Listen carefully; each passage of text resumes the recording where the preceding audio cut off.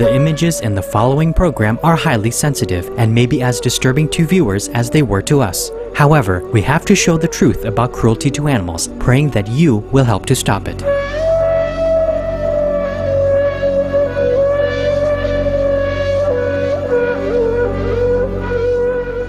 On this week's edition of Stop Animal Cruelty, we'll find out about the barbarous killing of our wonderful, noble feathered friend, the duck. Ducks are highly intelligent, have rich emotional and social lives, and communicate through vocalizations called quacking. Ducks recognize one another through their distinctive quacks, and variations in the tone of a quack communicate different emotional states. A female duck sits on her eggs for up to 28 days until they hatch. New hatchlings are able to swim just a few hours after birth and can travel considerable distances to find water. Ducks also form close bonds with other ducks and with animals of other species. In one case, a male duck in Sweden became the foster father of 5 chicks after becoming enamored of their hen mother. In addition, ducks show altruism and cooperation, often flying in groups to protect and assist one another during long journeys. In one instance, Dr. Arthur Peterson of Florida, USA, found a male duck aiding his blind partner by giving her vocal cues to help her find her way around, thus acting as a seeing eye duck. However, despite their compassionate natures, tens of millions of ducks are slaughtered in cold blood by so-called sports hunters each year. In the US alone, the animal welfare group In Defense of Animals estimates 14 million ducks are murdered by shooters annually. Besides being decimated by hunters, duck populations are facing tremendous pressure from their habitats being substantially reduced in size due to climate change, land development, and drought. Well, some birds can fly 12,000 kilometres without stopping. It's amazing. They can navigate, they can fly day and they can fly night. So you're dealing with intelligent species. All different species have their own sort of intelligence to suit their environment. And it's amazing what birds can do. But of course, when they come here to Victoria, there's a good chance they'll get shot either legally or illegally by duck shooters. Laurie Levy is the campaign director of the Coalition Against Duck Shooting, a non-profit group in Australia that for over 25 years has wholeheartedly strived to protect these beautiful, sensitive beings. Well, we started the campaign in 1986 to bring an end to the terrible injustice of guys going out there with semi-automatic shotguns and blowing away Australia's beautiful native water birds. And in those days, Victoria was the capital of Australia as far as duck shooting went. We had something like 95 to 100,000 duck shooters in this one state alone.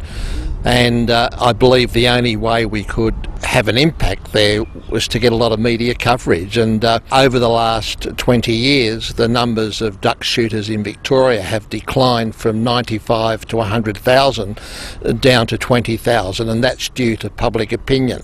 And also in that time, 3 other states in Australia, Western Australia, New South Wales and Queensland, have already banned the recreational shooting of native water birds.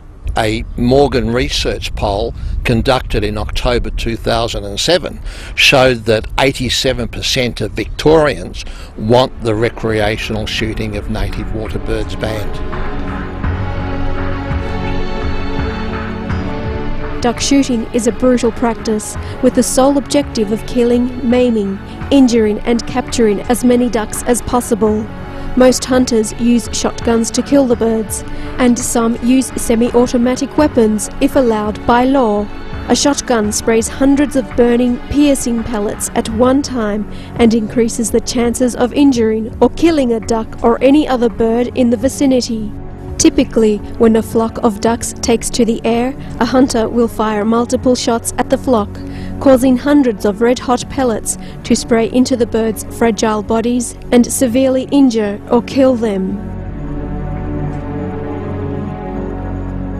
Those birds suffer horrific injuries. If you can imagine being blasted with a shotgun. Duck shooters fire about 200 pellets at them, so anything from 2 or 3 pellets to 200 can hit a bird. Now, if 2 or 3 pellets hit, pellets can be lodged next to a nerve or a bone. It can shatter a bone. So birds suffer shocking injuries. They get shot through the eye. You see them with their bills blown away. They're shot in the body. They have legs blown off. And it's really a barbaric type of activity.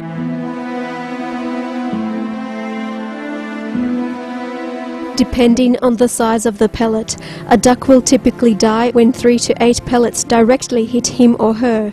However, many of the other birds caught in the radius of a shotgun blast may also be struck by the lethal pellets, causing tremendously painful and often crippling injuries. The mutilated birds may be able to continue flying in dire agony, but will eventually die from their wounds in a slow, painful death. For every 100 ducks shot, 150 are injured and meet this gruesome fate. Yet other maimed ducks, unable to fly, fall to the ground and suffer further harm upon impact. The hunters then go in search of the downed animals, and once they're found, viciously shoot the helpless birds again or savagely twist and break their necks.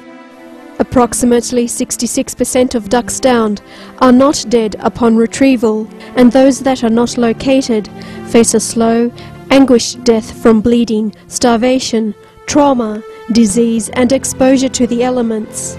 According to research done in North America, 20 to 40% of ducks and geese hit by shotgun pellets, regardless if they die immediately or are wounded, are never retrieved by shooters.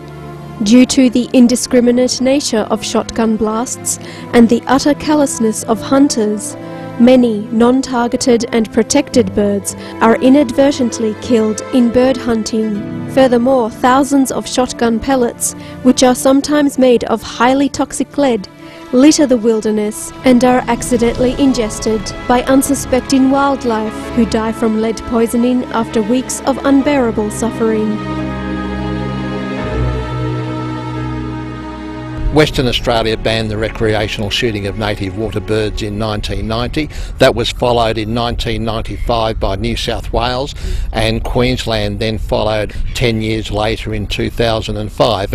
And they did it mainly because of the shocking cruelty involved in the shooting of native water birds. Shooters use shotguns, which are scatter guns, and they only have a range of about 50 metres. They fire at birds that are out of range, they wound them, and at least 25% of birds that are shot are wounded, and those birds will fly away and die a slow death. The Coalition Against Duck Shooting actively protects birds from shooters and treats those ducks and other waterfowl wounded by pellets. Our rescue team this year will comprise about 200 members of the public who will go out to the wetlands. Our role is to move birds away from the shooters before the opening time and bring in any wounded birds. We have mobile veterinary clinics up on the wetlands, and also to bring out any illegally shot, protected or threatened species that are shot. But in the early days, in the 1980s and early 1990s, we would go to Lake Bullock in central Victoria, and that wetland was about 15 kilometres by about 8 kilometres in those days, and you would get 10 to 15,000 duck shooters on one wetland, and it was frightening out there. Birds were falling out of the sky. You had duck shooters in those days using semi-automatic weapons, so it was quite frightening. But we used to bring out 300 or 400 wounded birds that were treated in our mobile veterinary clinics on that one weekend alone. What drives waterfowl hunters to murder ducks and other birds? We asked Mr. Levy for his perspective. I see duck shooters being similar to arsonists. Arsonists can't help themselves when they start fires, even though they probably know that those fires are going to kill people possibly, are going to kill wildlife, and of course destroy the vegetation and the environment. Duck shooters also can't help themselves, and that's why they illegally took water last year from the Latrobe River. They wanted birds to shoot, and they were prepared to do anything to get those birds there on their property to shoot.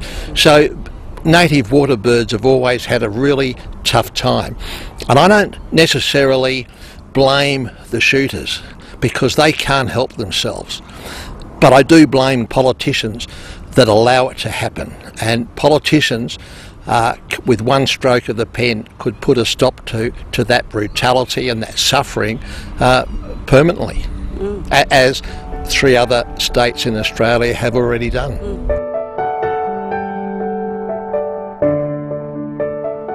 What should we do if we discover a duck or other waterfowl that has been shot? What can we do to prevent them from being targeted by shooters in the first place? Mr. Levy has the following advice. Take the bird to a vet or ring the wildlife department in whatever country the bird is in, because water bird numbers right around the world are decreasing, mainly because of climate change, and it's going to be a lot tougher in the future. So what people could do is just do what we've done: take people out to wetlands if duck shooting is allowed, wear bright coloured clothes, stop birds from being shot, have mobile veterinary clinics on the wetland to deal with injured water birds. If we speak out together against these atrocities, we can stop them. We can let others know about the cruelty perpetrated by bird hunters and write to community leaders and government officials to advocate for an immediate ban on this abhorrent activity. By raising awareness and voicing our disgust about such practices, we can ultimately abolish all forms of animal cruelty.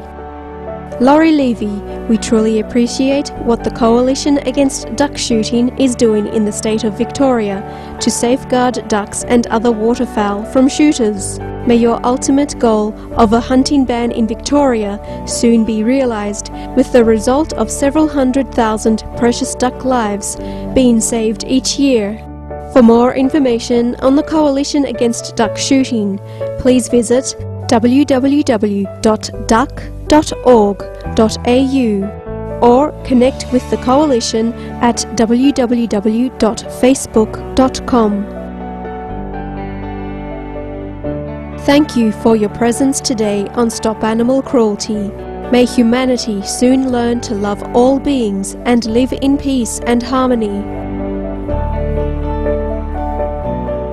For more details, please visit www.suprememastertv.com/stop-animal-cruelty.